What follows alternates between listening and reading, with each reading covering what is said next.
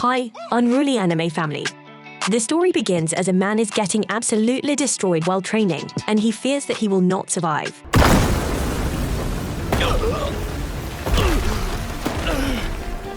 A group of onlookers are glad to see that he has improved over the past couple of years, and they determine that the upcoming E-rank test won't be a problem for him.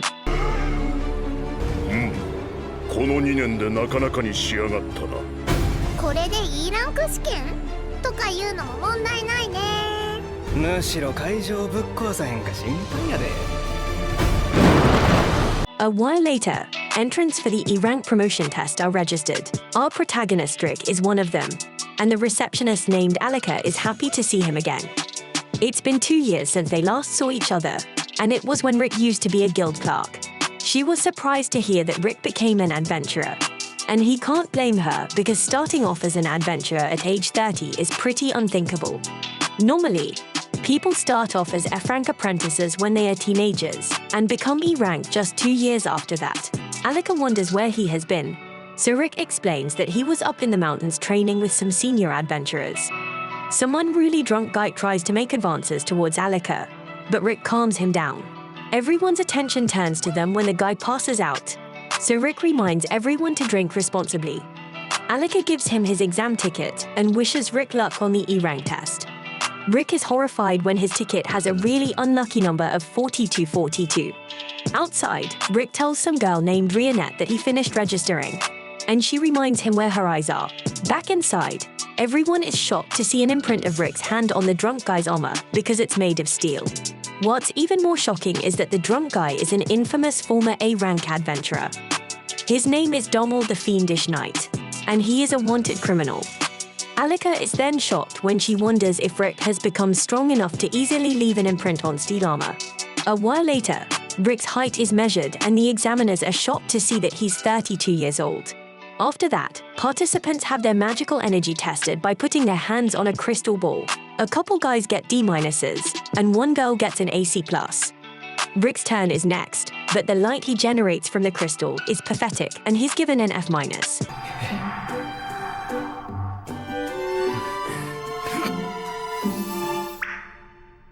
The others have never seen a score so low, and they hope they never end up like Rick. Rick leaves, but the examiner is shocked when the crystal ball breaks. The next exam has participants attack something to measure the force they can generate. The device can absorb insanely powerful attacks, so participants are told not to hold back. This device is a slime bag, and a look into the past shows someone teaching Rick about it. He was told that the human body is the foundation of a good fighter, regardless of what weapons or magic they have. Rick was instructed to destroy the golden slime bag with his bare hands because once he could do that, he would have built a body that he could trust. However, this golden slime bag is known for being as strong as a dragon's teeth.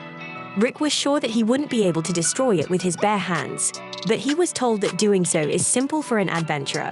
His instructor revealed that he could destroy 200 at once and demonstrated a bit of his power. ちなみに俺は200個同時に破壊できる。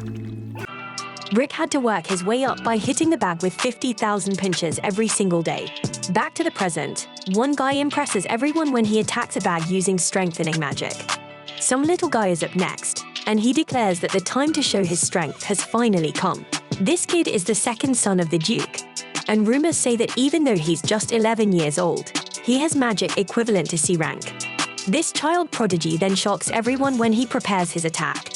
His setup is truly a grand display, but everyone is shocked when the attack turns out to be a tiny fireball.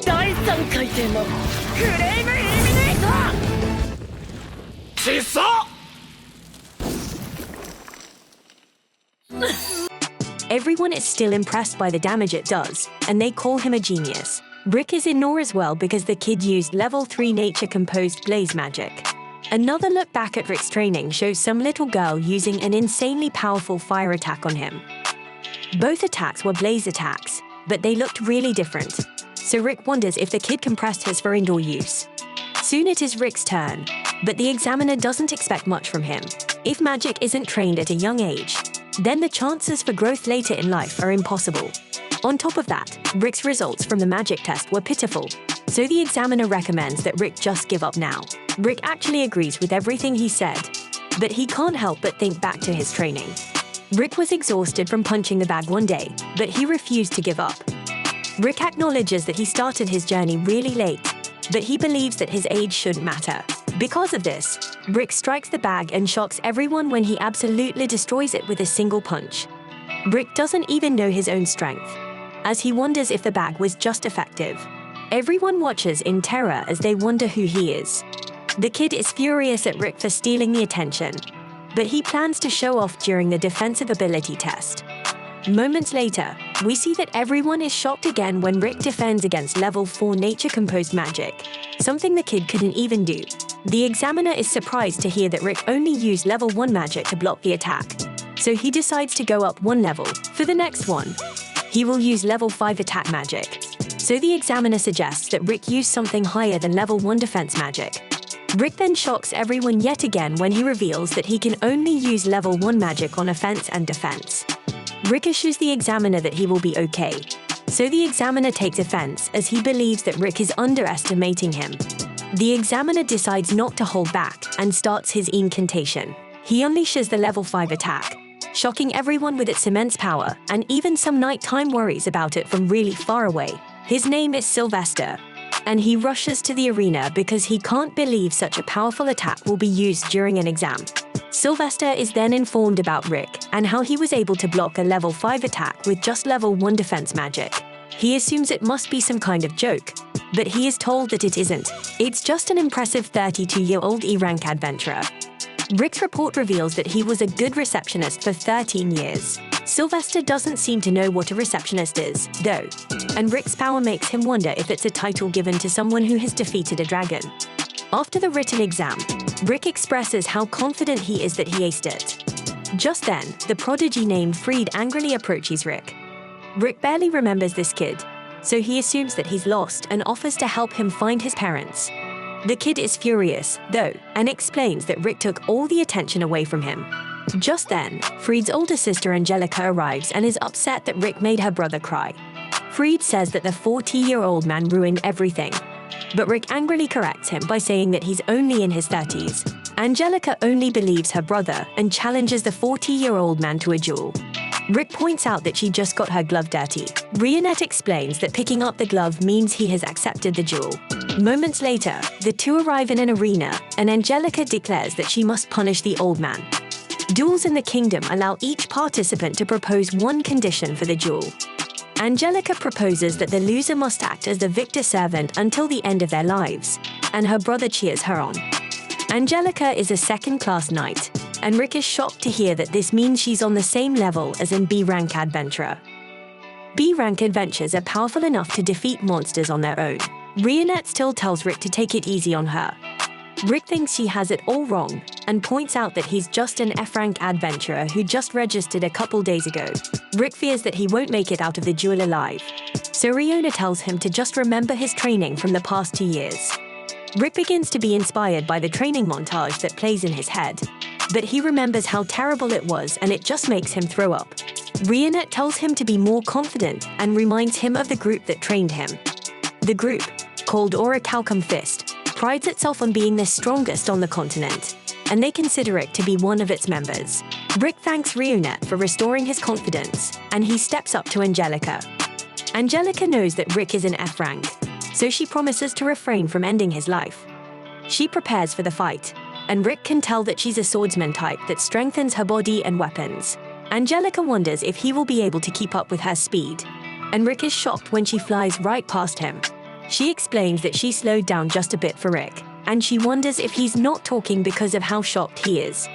The little nerd laughs at the 40-year-old and explains that people call his sister the Flash because of how fast she is. Angelica declares that she will actually attack him this time without holding back, and she uses her incredibly fast attack again. Rick goes quiet again, but we see that it's actually because of how slowly he sees Angelica moving. It's even slower than when Rick walks, so he wonders why anyone would call her the Flash. 遅すぎる。俺が普通に走るよりはるかに遅いぞ。でも確か Rick easily dodges her attack, but Angelica thinks he just got lucky because only a handful of first-class knights are able to properly react to her speed. She is sure that he won't be able to dodge it a second time, but Rick is once again unimpressed by how slowly she is moving. He can't believe that she's a knight and wonders if she became one through nepotism. やっぱり遅い。こんなので二等騎士なのか？貴族のコネで騎士団に入ったとか？もしか。Rick considers for a moment that he might actually be really strong, but he then laughs at the thought. Rick prepares to dodge the attack again, but Angelica trips and starts barreling towards him. Rick just barely manages to dodge her out of control attack, but Rick is oblivious. He couldn't read her movements at all and assumed that it was an incredible skill of hers. This little incident makes him remember that he's just an F rank and that there's a huge gap in skill between him and a second-class knight. Angelica knows that she actually tripped, but decides to pretend like the attack was on purpose. She declares that she will attack again, but move even faster this time. Her next attack takes a great toll on her body, though, so she can only use it 3 times. She uses the attack that's supposed to be way faster, but it's still pretty slow in Rick's eyes. The clueless Rick fears that she might use another terrifying rolling attack again if he makes the wrong move, so he dodges carefully. Angelica is shocked and wonders what she should do because she can only use the attack 2 more times. She decides to use her last 2 attacks in succession, and Rick realizes that he needs to fight back. Just then, Angelica trips again on her last attempt. Rick thinks it's another terrifying technique and fears that his attack won't land in time. Dust goes everywhere and everyone watches in shock. When the dust clears, we see that Rick's attack created a crater in the ground. Angelica is horrified as she realizes that if she hadn't tripped, Rick's terrifyingly powerful attack would have landed on her. The clueless Rick thinks that she purposely dodged it, and she wonders who this guy is. Rick explains that he's just an F-rank adventurer who used to be a guild receptionist 2 years ago. Rick isn't sure he can do much against a second-class knight, but he will do his best during their duel and use it as a learning experience. He excitedly prepares to continue their fight, but he is shocked when Angelica just surrenders. Fred is shocked as well, and Angelica says that she will let him win this time. She tries to get out of there as quickly as possible, but Rick reminds her about the duel conditions. Rick didn't actually propose anything, but he's fine with using hers. Angelica doesn't want to serve him for the rest of her life, so she asks her legs to exceed their limits just 1 more time and runs away. Rick doesn't really consider it a victory, but Rionette reminds him that it's time for the results of the preliminary test. Just then, Rick is shocked when Rionette reveals that the other members of their group will be arriving soon. The terrified Rick wonders why they are coming, so Rionette explains that they want to see how Rick is doing. Rick has a really bad feeling about it, but it's too late, as we see that the others are on their way. We then learn about a hero who attempted to defeat the ultimate monster called Kaiser. Doing so would have rewarded him with a treasure that can grant any wish. This hero failed to defeat the beast, but he had faith that an adventurer would. When they are able to do it back with Rick, all participants are told that they will be receiving the results of the test soon. Mana will be sent their exam tickets, and if they glow blue, then they pass. Participants that pass will then participate in a mock battle for the second stage of the exam. Rionette tells the worried Rick to be more confident, and her kindness makes him wish he were 10 years younger so they could date. Rionette isn't worried about the results because if he fails, then she decides that they will just triple Rick's training. Rick is sure that he won't survive more training like that, but he doesn't have to worry about that as his card glows blue. Rick is glad to have passed the exam, but his attention turns when he smells something terrible. Just then, some noble named Rasta introduces himself and he compliments Rionette's beauty. Rick tries to introduce himself to his fellow exam taker, but Rasta declares that he has no business with a middle-aged man like Rick. Rasta says that he dropped something, but this just turns out to be a pickup line when he says that he dropped his feelings of love deep inside Rionette's eyes. Rasta would like to make her his wife, but Rick intervenes and declares that Rionette is his girlfriend. Rasta mocks Rick for being an F rank at his advanced stage, but Rick points out that Rasta looks like he's at least 25. Rasta calls him an idiot as he reveals that he became an E rank at 14 years old. He is now an A rank and will be one of the examiners for the second stage of the exam. Rasta tells Rionette to ditch the loser, but everyone is shocked when she refuses Rasta's offer and says that she is dating Rick.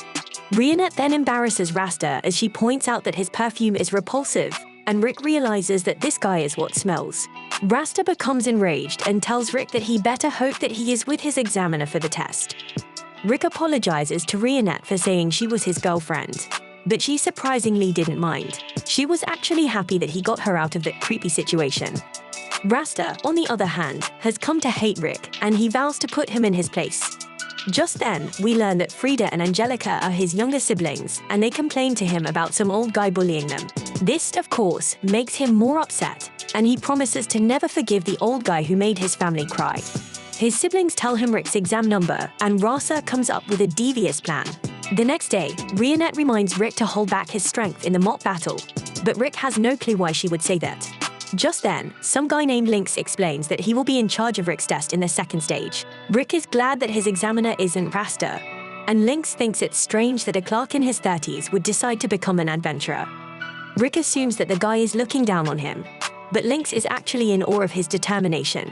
Lynx is a fellow middle-aged man, and Rick has inspired him. He can tell that Rick has a goal that is motivating him, and Rick can't believe that this guy knows so much. Lynx explains that it's because the two of them are very similar. Lynx became an adventurer at age 25, and he is now in his 40s. It has taken him 20 years to reach B rank, but his goal is to become an A rank.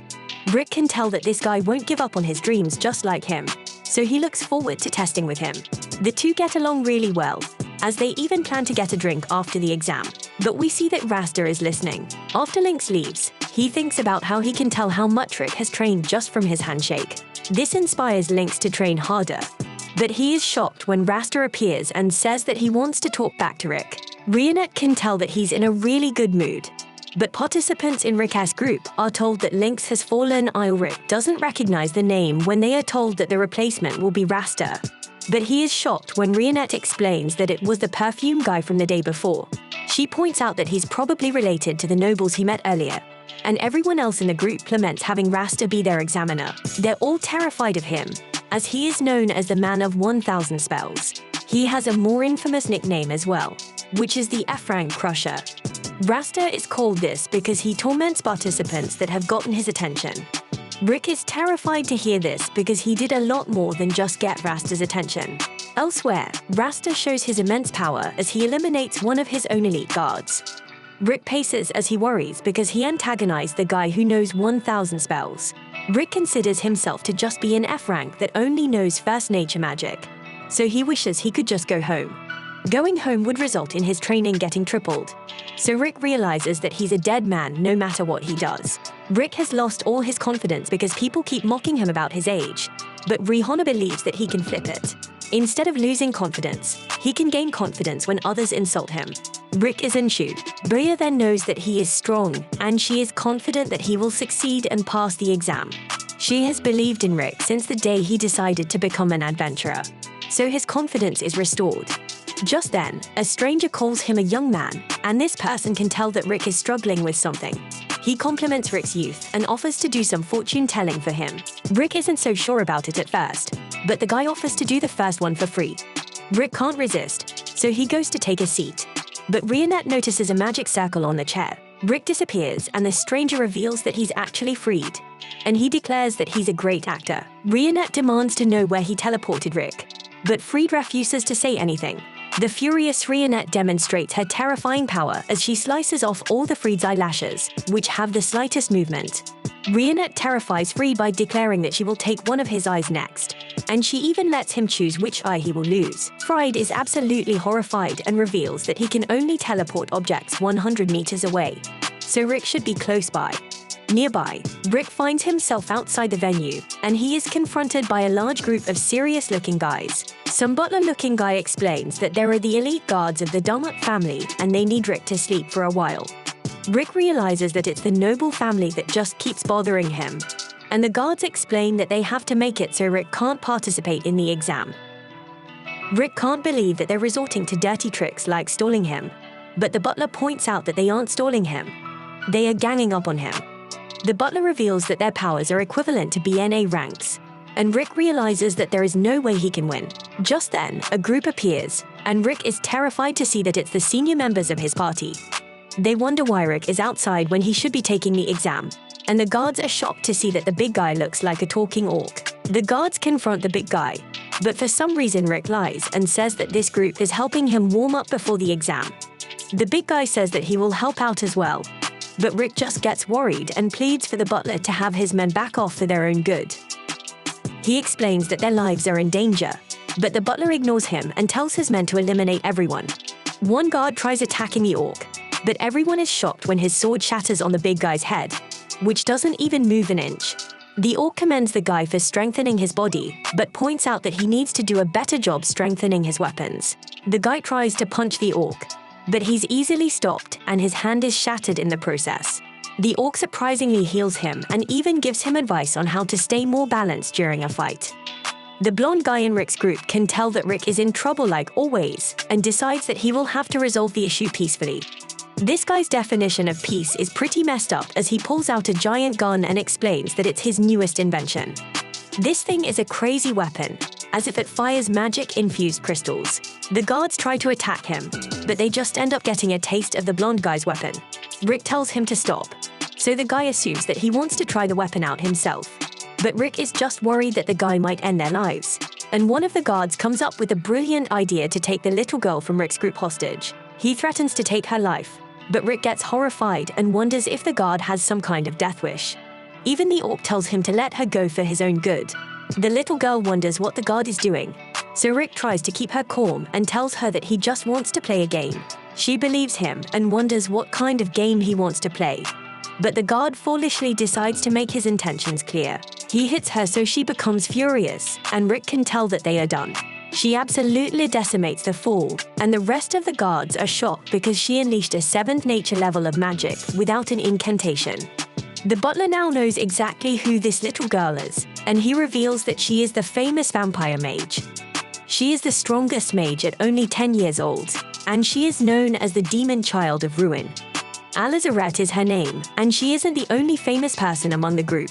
The blonde guy is a half-elf, half-dwarf, who is more than 50 years old. He is the world's best weapons craftsman, and many think he somehow has technology from 1,000 years in the future. His name is Mazet. As for the orc, he has great intelligence and superhuman strength. He is also a master of support magic, and his name is Browston. The guards are then stunned to hear that they're all S ranks and members of the S rank only party known as the Orihalcon Fist. The butler never thought he would live long enough to witness them with his own eyes. But now that he has decided to retire. He plans to live the rest of his life in peace, and the guards have never seen the old man so tranquil. Alizaret then has some fun destroying everyone with her one-word spells, and Rick decides that he doesn't want to have to train under these crazy people again. So he promises to do his best to pass the exam. Back at the venue, Rionette is still tormenting Fried. Fried wonders how long she plans to keep destroying stuff, so she explains that she will keep going until Rick returns. Fried confidently declares that Rick won't be coming back because his family's taking care of him, but he is shocked when Rick casually says hi to him. Rionette sends the little nerd into a wall, and Rick wonders what happened to the place. Rionette assures him that everything is fine and she only destroyed a small part of the building, just as the injured Lynx appears, and he explains that Rasta beat him up. Rick is horrified to hear this, because he realizes that Rasta did this so he could be in charge of his exam. Lynx told Rasta that his dream was to build a school in his hometown, but Rasta just mocked and tormented him. Lynx couldn't do anything against someone powerful like Rasta, and now he thinks that having a dream at his age is foolish. Lynx fears that Rasta will do something much worse to Rick, so he begs him to drop out of the exam. Rick refuses to and declares that he wants everyone to know that it's fine to start doing things at any age.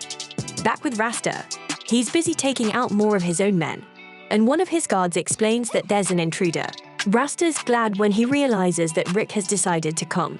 He thought that Rick would have dropped out by now, but this is okay with him, as he promises to show Rick what real fear looks like. Rasta makes a grand display of his magic, but Rick still angrily declares that he will send him flying. I appreciate you viewing my anime recap, Unruly Family. Please let me know what you think about this anime recap by liking, sharing, subscribing, leaving a comment, and subscribing to my channel to help us reach 5,000 subscribers.